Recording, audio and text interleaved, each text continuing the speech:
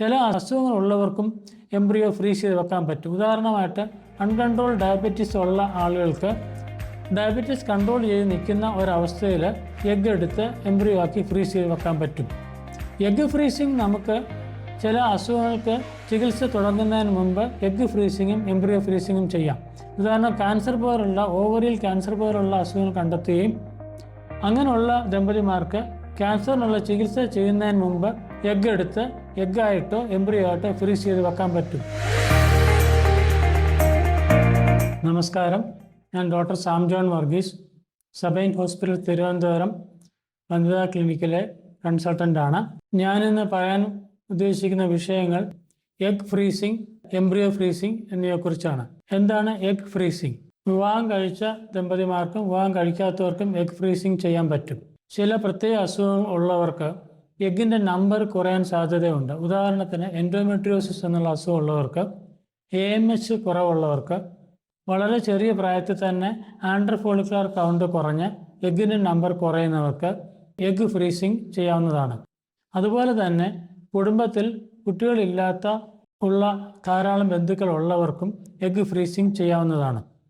Egg freezing ചെയ്യുന്നത് ആ പെൺകുട്ടിക്ക് എഗ്ഗ് വളരാനുള്ള ഇഞ്ചക്ഷൻസ് കൊടുത്ത് എഗ്ഗ് വളർത്തിയെടുത്തിട്ട് ഓപ്പറേഷൻ തിയേറ്ററിൽ കൊണ്ട് അനസ്തീഷ്യ കൊടുത്ത് മയക്കി ആ എഗ്ഗ് സ്കാൻ ചെയ്ത് എഗ്ഗ് പുറത്തെടുത്ത് അതിൽ നല്ല എഗ്ഗ് ഏതാണെന്ന് കണ്ടുപിടിച്ച് അത്തരം എഗ്ഗുകളെ മാത്രം ഫ്രീസ് ചെയ്ത് വെക്കുകയാണ്. പ്രത്യേകിച്ച് 35 വയസ്സ് അടുക്കുന്ന സ്ത്രീകൾക്ക് 35 വയസ്സിന് ശേഷം എഗ്ഗിൻ്റെ ക്വാളിറ്റിയും എഗ്ഗിൻ്റെ നമ്പറും കുറയാൻ സാധ്യതയുണ്ട്.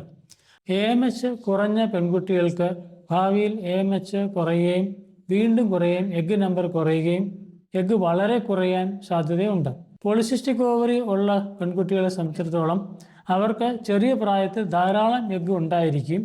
പക്ഷേ വർഷങ്ങൾ കഴിയുന്തോറും അവരുടെ എഗ്ഗിൻ്റെ ക്വാളിറ്റി വളരെ കുറയുകയും ഭാവിയിൽ എഗ്ഗ് എടുക്കാൻ ശ്രമിക്കുമ്പോൾ എഗ്ഗ് കിട്ടാതെ വരികയും ചെയ്യും.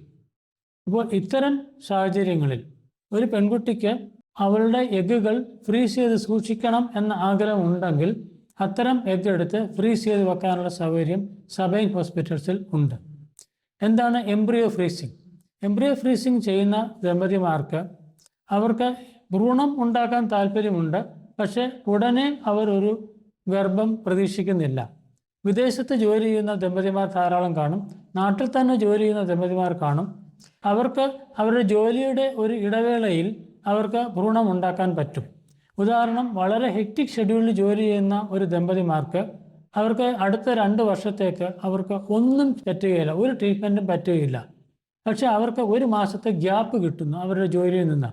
ആ 1 മാസത്തിനിടയിൽ അവർക്ക് എംബ്രിയോ എടുത്ത് ഫ്രീസ് ചെയ്ത് വെക്കാൻ പറ്റും.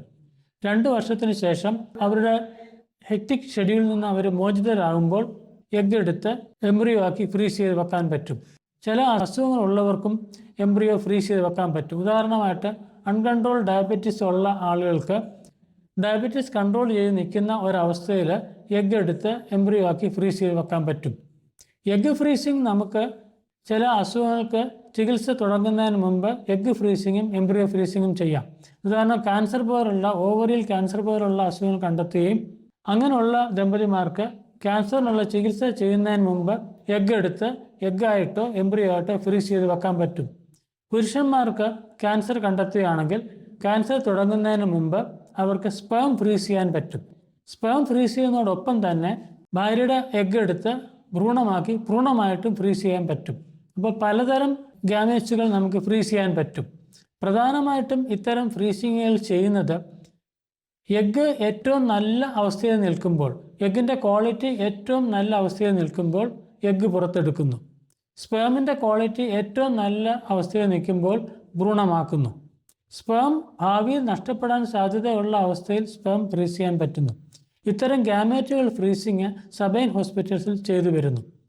എഗ്ഗ് ഫ്രീസിങ്ങും എംബ്രിയോ ഫ്രീസിങ്ങും തമ്മിലുള്ള വ്യത്യാസം, സ്ത്രീ അവളുടെ എഗ്ഗ് നഷ്ടപ്പെടുമോ, ഭാവിയിൽ അവളുടെ എഗ്ഗ് കുറയുമോ എന്ന അവസ്ഥയിലാണ് എഗ്ഗ് ഫ്രീസിങ് ചെയ്യുന്നത്. അവർക്ക് ഒരു സ്പേം കണ്ടെത്തി പിന്നീട് ഫെർട്ടിലൈസ് ചെയ്ത് എംബ്രിയോ ആക്കാൻ പറ്റും.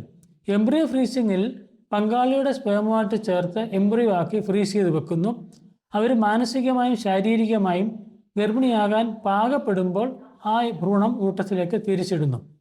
Egg freezing, embryo freezing, sperm freezing തുടങ്ങിയ കാര്യങ്ങളെപ്പറ്റിയുള്ള നിങ്ങളുടെ സംശയങ്ങൾക്ക് സബൈൻ ഹോസ്പിറ്റൽസ് തിരുവനന്തപുരം വന്ധ്യതാ വിഭാഗവുമായിട്ട് ബന്ധപ്പെടുക. നന്ദി.